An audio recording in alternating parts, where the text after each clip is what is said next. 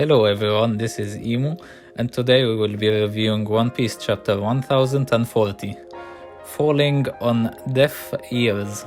Before I start the video, I just want to thank you for the amount of support that my last review got. It got a lot of views and thank you so much. And let's get straight into the review. At first, we see in the cover page how Yonji and Niji were defeated, and they were defeated by Big Mom herself, and it says, a creature that science cannot overcome. I don't know if Oda is doing a little pun here, because in this chapter Big Mom gets defeated, and she gets defeated more by devil fruit powers, and if devil fruit powers were made by science, maybe made by science from the ancient kingdom or something, maybe Oda's making a pun because Big Mom was defeated ironically by science here in this chapter. In the beginning of the chapter we see the effects of Kid's attack on Big Mom, and I know I give Kid a lot of hate, but it's not because I hate Kid, because Kid doesn't give me a lot to work with. Like, Big Mom is giggling and she's telling him that his attack is tickling her.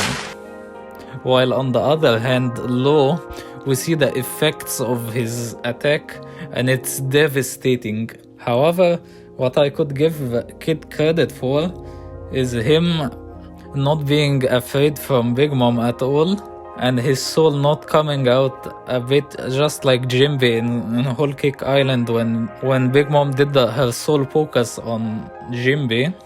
The same was done here when she did her soul focus and told them that she will either take 50 years of their life or they can live as her slave.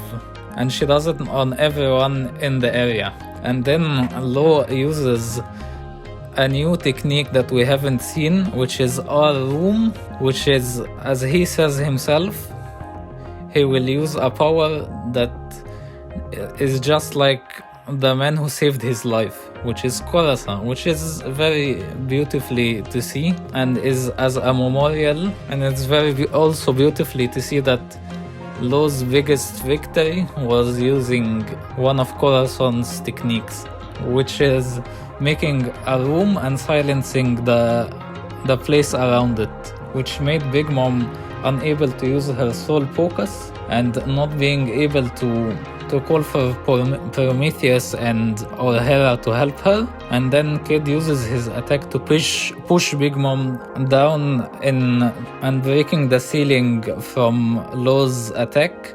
Then Big Mom goes to one of the bombs and tries to attack it, and it makes an explosion, but safely Yamato saved the other bombs by freezing them. And each movement or anything that Big Mom breaks, it doesn't make a sound due to Law's attack. And we see while Big Mom is falling, she is blaming Roger for her defeat here, because he started the Great Pirate Era by saying his most famous words, "Come for my treasure, the One Piece." We all know this.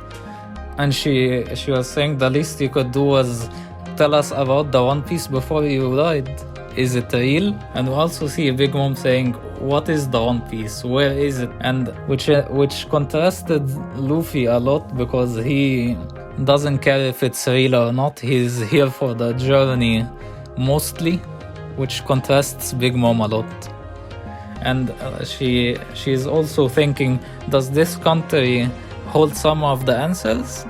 I believe that Kaido knows that what Wano holds and why it's very valuable and how it could lead to the One Piece. That's why he has been making it his headquarters and his territory for the past 2 centuries or more.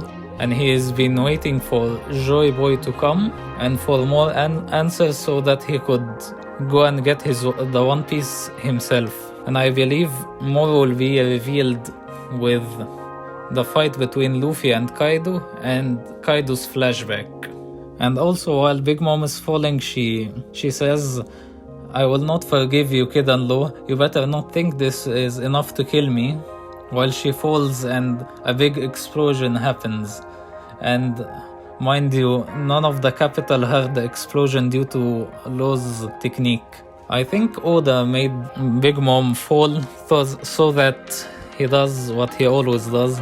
Like, if Big Mom wouldn't have fallen, making us unsure if Kid and Law could have defeated her if she wouldn't have fallen. And she would have stood her ground and continued fighting, as we could see, because as she said, this isn't enough to kill me. And I don't believe she's even knocked out by the explosions.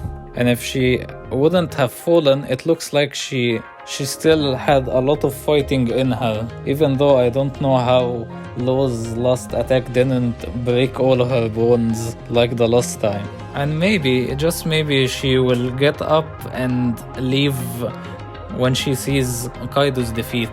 And we also see that Raizo vs Fukurokujo is finally over. And I didn't realize it before I heard from a lot of other YouTubers that Raizo being burnt alive is character development to him, because when he was on Oden's boiling hour, he was very uncomfortable with the heat around him, and so it's like character development to him that he's withstanding fire just like his sensei. But what I don't understand is, in this chapter, how is Law able to do all these things when he was clearly at his limit in the last chapter, and also at his limit in chapter 1030? I know I'm looking too much into this, but I feel like he was undamaged this chapter. He was like walking as if he could still fight for 30 more minutes with Big Mom. And even we see after the explosion, Kid is down and Law isn't. So how come he's still not down until now? I would rather them taking plot armor medicine like Zoro so that they could continue the fight, rather than them saying they're at their limit and still continuing. I know they're just pushing their limits to the end, but I feel like Law shouldn't be able to move in this chapter. But overall, he did a really good job, and he's still the carry. And Oda finishes off the chapter with Yamato and Momonosuke talking and dropping a lot of lore and saying that Zunisha was Joy Boy's companion. So was Zunisha's crime that he was Joy Boy's companion? I still don't know.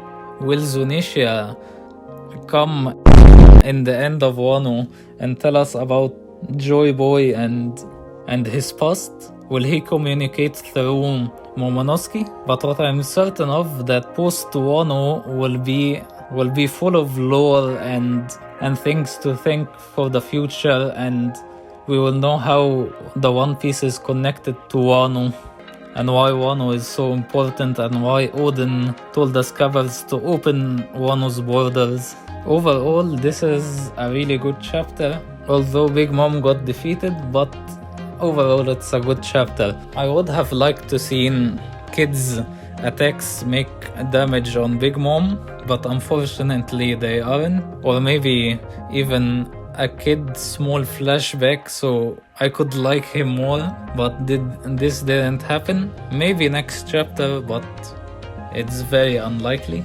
But overall it's a really good chapter. I enjoyed the chapter a lot. If you like this video, please like and subscribe, as it really helps me out a lot.